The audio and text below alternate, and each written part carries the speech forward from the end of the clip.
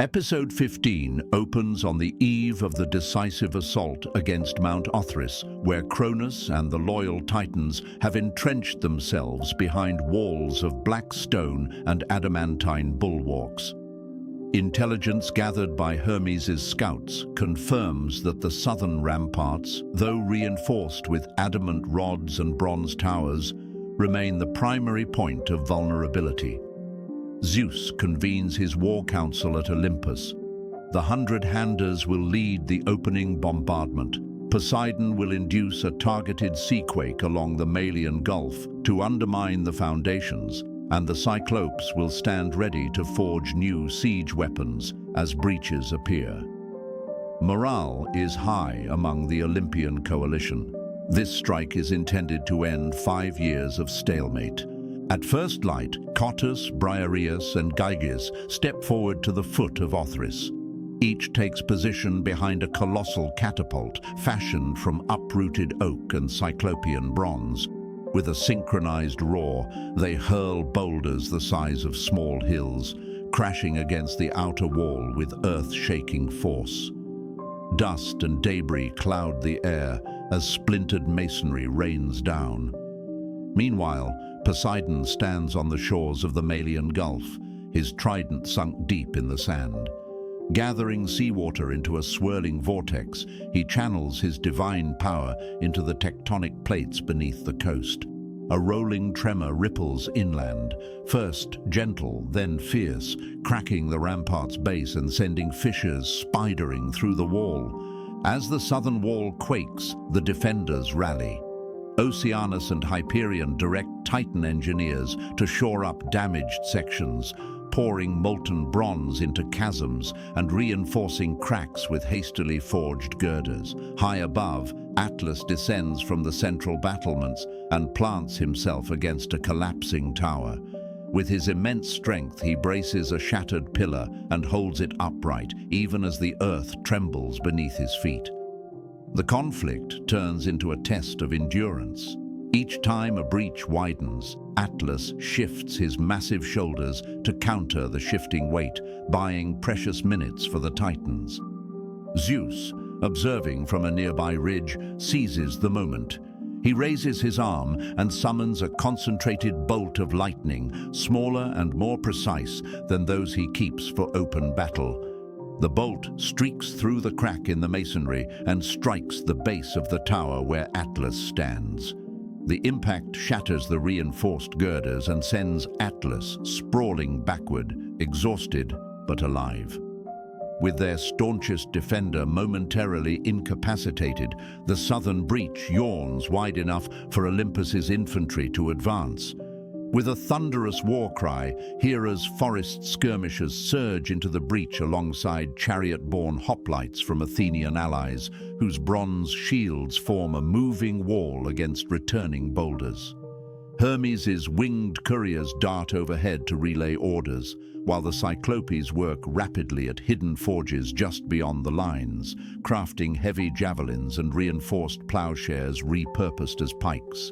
Hecatoncheires follow close behind, using their 100 arms to fling debris aside and clear paths to the inner courtyard.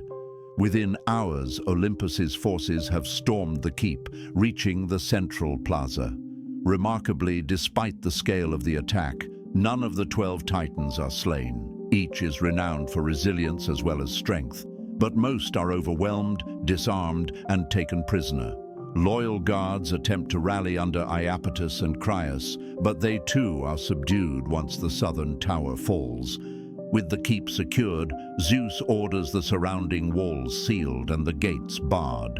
The remaining Titans are collected in the central chamber, Cronus bound in adamantine manacles, his former allies subdued at his feet.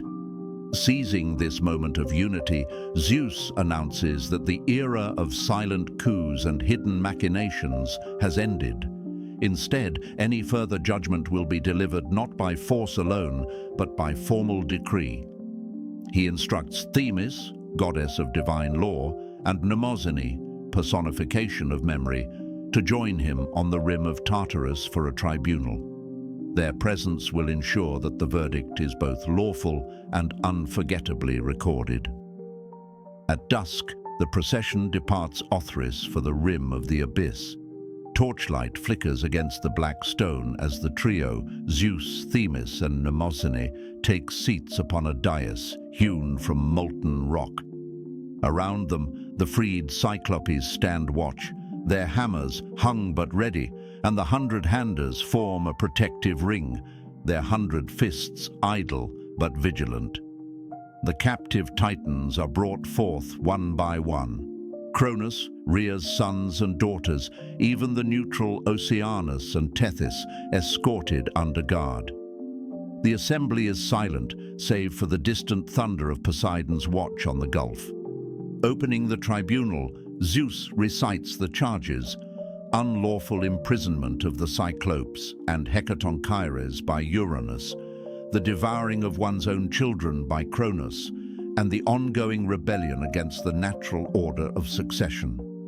Themis reads the relevant statutes from her tablets, while Mnemosyne recounts every oath broken and every act of betrayal, ensuring that no Titan may claim ignorance. Each Titan is given the opportunity to speak. Some offer feeble defenses, others remain silent or plead procedural technicalities. But the verdict is unanimous. They are guilty of crimes against both divine law and cosmic balance. Sentencing follows immediately. The 12 Titans are each bound in adamantine chains forged by the freed Cyclopes, links keyed to resist any divine strength, but engraved with the very words of release for those who would later be pardoned. These chains are then entrusted to the guardianship of the Hundred-Handers, who will rotate shifts to ensure eternal vigilance. For Atlas, whose role in buttressing the walls was both heroic and treasonous, a special sentence is passed. He is condemned to bear the sky itself, standing upon Othrys's highest peak, supporting the firmament on his shoulders for all eternity. In contrast, Prometheus and Epimetheus receive provisional clemency. Their pensiveness and mercy during the storming grant them reprieve, but they remain under conditional house arrest within a hidden grove on Olympus. As the last sentence echoes across the abyss, Gaia's anguish breaks through the solemnity. Mourning the downfall of her favored children, she rises from the earth in a swirl of dust and rock. In her wrath, she turns toward Tartarus itself and unites with the abyss, birthing a new force of elemental chaos. From their union, Typhon emerges, a 100-headed storm giant whose birth will shake the world. Gaia's grief and anger channel into his form, marking the first of many monstrous challenges the Olympian order will face.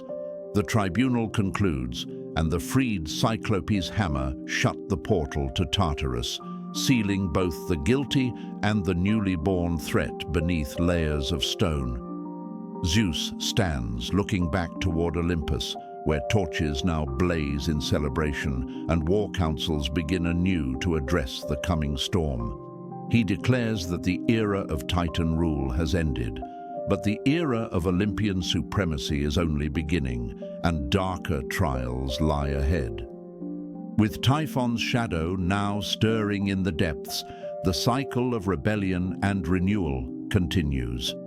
Episode 16 will chronicle the birth of Typhon and his assault on Olympus, the first great challenge to Zeus's young reign.